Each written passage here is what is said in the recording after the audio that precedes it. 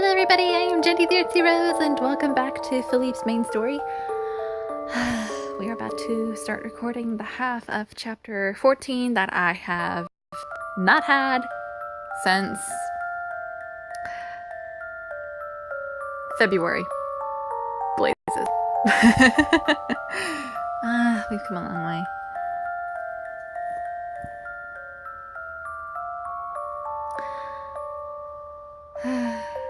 Well, we're not going to get any younger.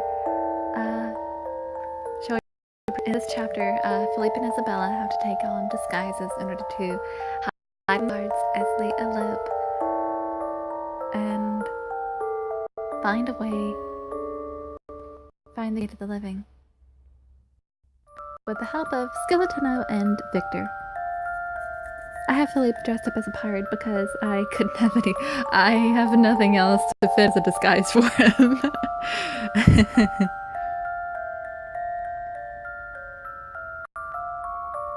And the basket of fruit in the background is just there for decoration because I didn't feel right having an empty space here. So, shall we proceed? I like some fruit. Everybody loves fruit. And the drink me sign is obviously supposed to represent rum. Because pirates love liquor. Philippe, main story. Philippe's main story. Chapter 14. How will you escape from here? How did you get here? Why are you still alive? I had a mountain load of questions and doubts, but having his warmth and beating heart there beneath my hands meant that I could focus on what was to come. He led me out onto the balcony where Skeletino was waiting on a skeletal Pegasus. There will be time enough for heartfelt. Right now, we need to get away from here. Just now, my phone was about to notify me that there is lightning in the area. It's one of my apps. I can show you after this.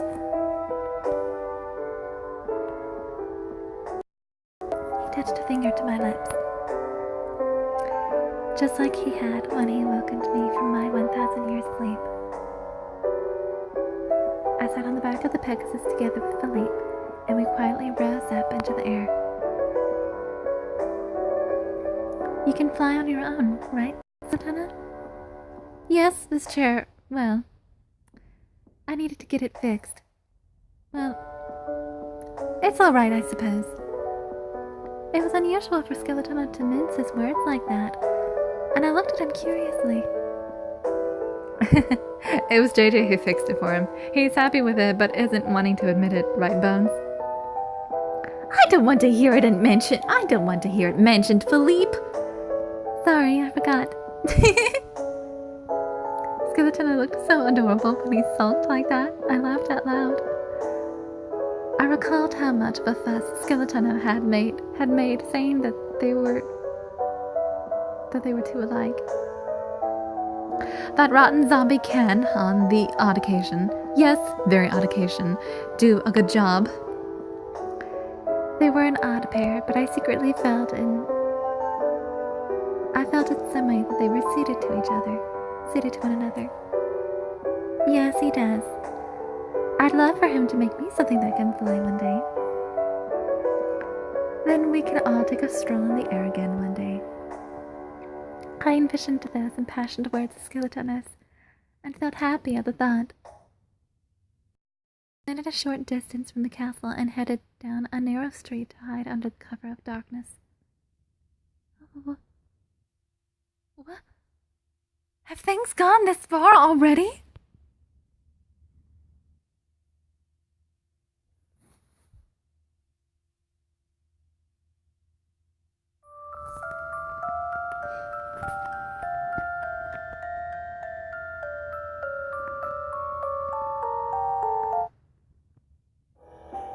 We were in a town not far from the lower castle village, and there were already wanted posters of Philippe and I on display there. This will make it impossible for us to move around. But we needed to attain some goods before heading out on the run. We decided to try to get a bit farther away from the castle. It looks like the search party hasn't reached this far yet. I hope we can slip away unseen. Just as I spoke, a figure suddenly appeared in front of us. I nearly cried out in alarm, but clasped a hand over my mouth to stop myself. Princess, Victor, and Philippe and Bones as well. Where are you all headed? To a fan gathering! For fans! Everyone there will be discussing Philippe's latest book! In a place like this? Victor looked skeptical of Skeleton's hasty explanation. They've dragged me out here for a change of scenery, saying that I can't write a good book being shut inside all day. But isn't today the day of the princess's wedding to His Majesty? What is the bride to be doing all the way out here?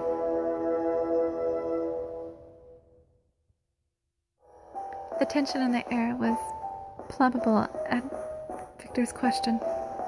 Princess, leave this to me. You take Philippe and go. Skeleton whispered to us quietly, and I was wondering what was the right thing to do when we're being hunted by the king. Philippe. Hunted? Philippe had decided to tell the truth, and so I backed him up. I don't want to marry the king, so I ran. We cannot risk being found by the king.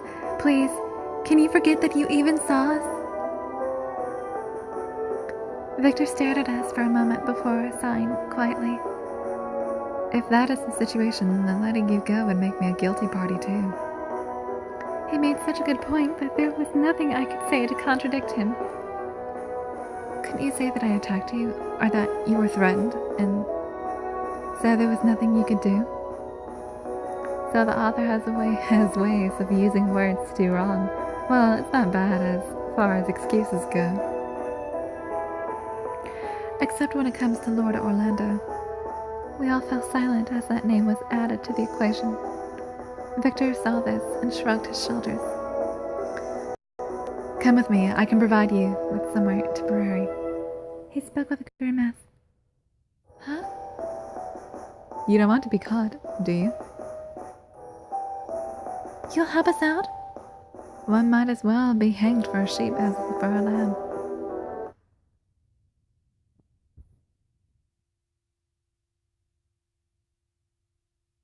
Good old Victor.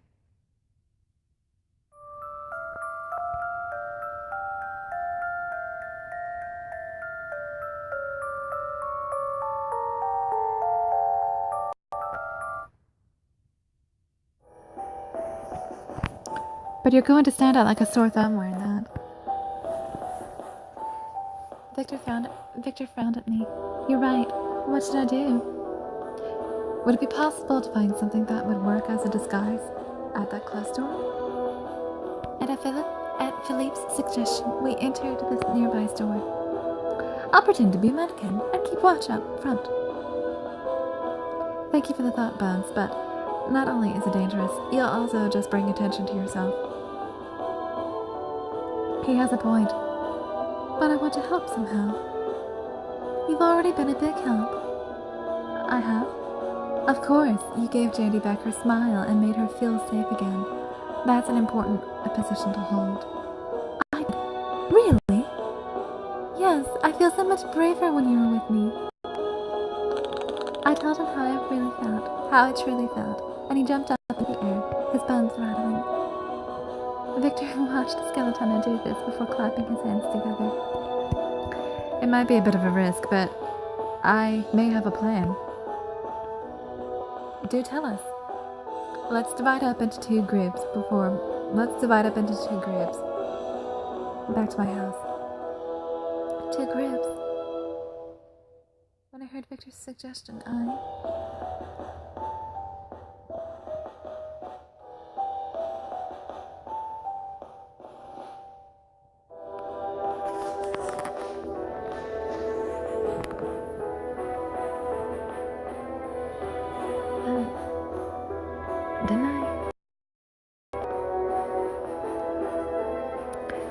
Who would be going with who? I was curious to know. I don't want to be separated from Philippe, if at all possible. I thought to myself and glanced over at Philippe. Our eyes met. Victor, I know. I too. I'll go with Bones, and the other pair will be with the princess and Philippe. We'll aim to disrupt the guards. Victor's plan was to have our appearances reported all over the place before the news of our being wanted had fully reached the area. Skeletino and Victor were to wear clothes similar to Philippe and I, and take a different route. I see, and in the process, we would serve as a decoy. Yes, I'm going to find some clothes to match Philippe's right away. I'm sorry to get you involved in something this dangerous. Thank you. There was an element of enjoyment mixed in with nerves. All but for one person. For all but one person.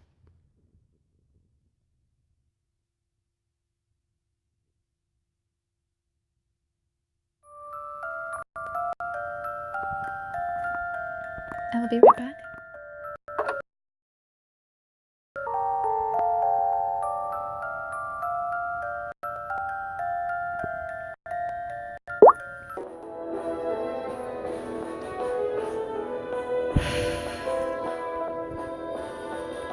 Then, I want to go with Philippe. I might be being selfish in saying so, but I was scared to leave him again. Of course, I had already thought that. I'll go with Bones, and the other party will be with the princess and Philippe. And the other party will be the princess and Philippe.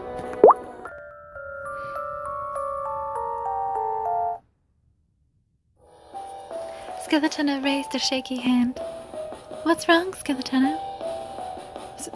So, I have to be the same as the princess?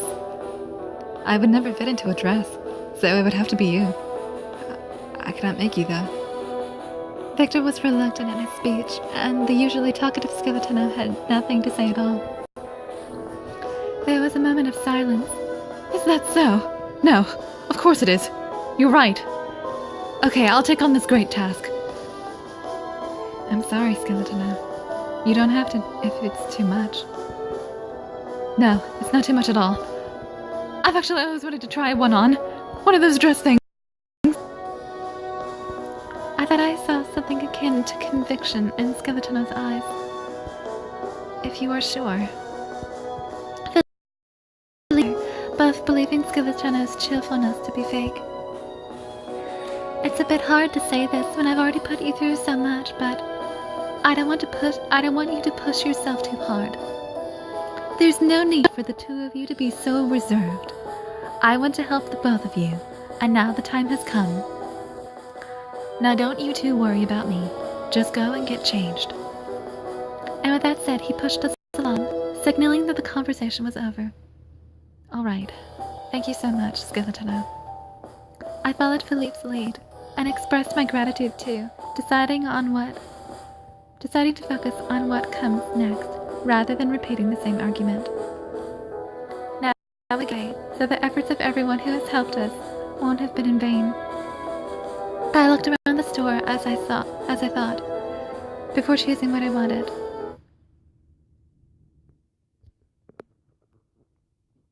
Bring me.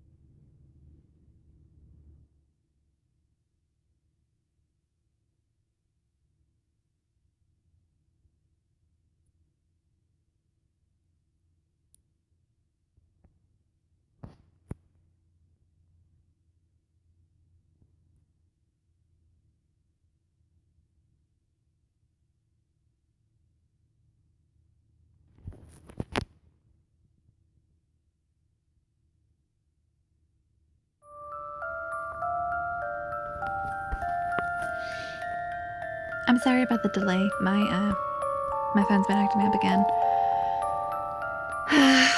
This is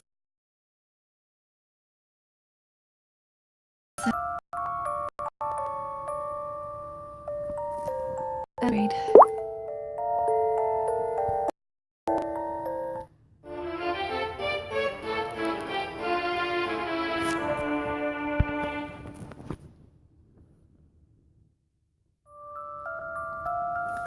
And here are the required items from... Pardon me. One other, for this particular chapter, we have the girly cape. It is 700 coins. If I keep touching you for too long, I'm going to lose all sense of reason. We can continue this later. And you should know what that means, what he's talking about. Ribbon for robe set. This is 300 coins, or 500 gold. And it's what I'm wearing at the moment. Not in real life, of course. In this scene, you actually get to see Victor and Skeletano act as decoys. Well, you can hear them act as decoys. It's kind of hilarious. I just grabbed the brown hooded robe from the shelf and put it on when Philippe turned up. It looks like you're ready. What do you think? You look like a cute little village girl. Not like a princess at all. Your beautiful hair is completely covered. Philippe caressed the hair just behind my ears as he spoke. Skeletano and Victor had changed as well and came to tell us that they were leaving. Leave it to us. We will make sure that everyone thinks that we are the two of you. I will be glad to have you. I will be glad to have you with me, since you have spent the most time with them both. Skeletano puffed out his rib bones with confidence, and the sight gave me courage as Philippe and I left the store. It's not too far now till we reach Victor's house, Philippe announced, holding a simply drawn map in one hand. It had been several hours, and we could hear the soldiers that were already searching in this area. I hope Skeletano and Victor are okay. I held both their images in my mind when Philippe suddenly wrapped a hand around my waist and pulled me close. Shh, I could hear the soldiers. We hid in the shadows and kept our breathing to the minimum. Oh, catch me if you can! The voice was unusually high-pitched.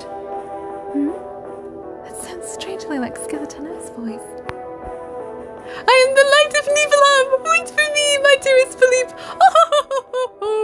Oh dear, oh dear, oh dear. That last part was terrible. Do I actually talk like that?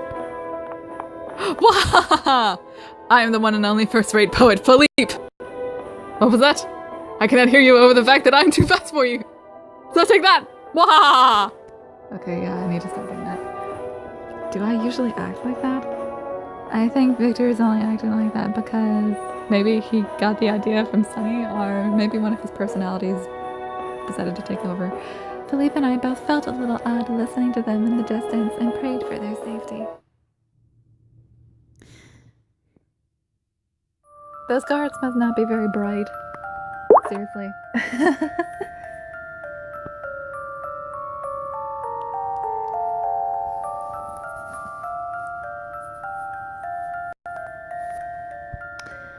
Well, I'm Jay the Artsy-Rose, and that's my video. For the moment. In a few days, I will have the dark ending for Philippe, and then I will work on getting the mystical ending again. Goodbye. Oh, wait.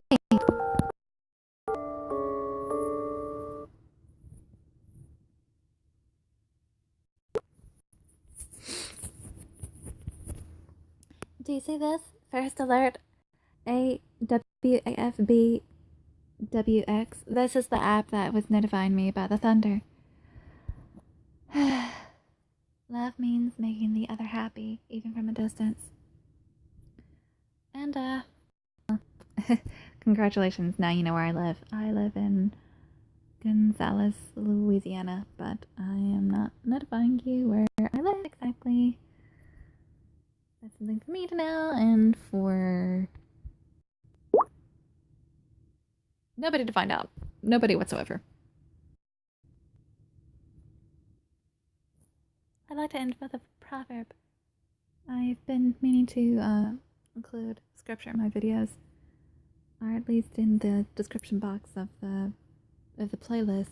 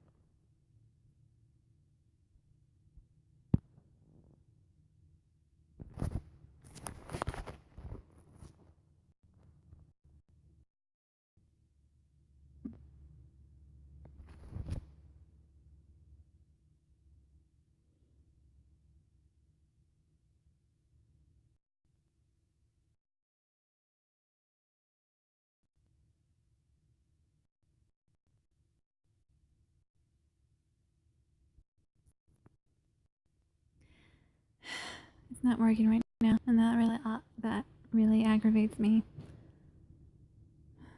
Well, I guess this is over. Bye.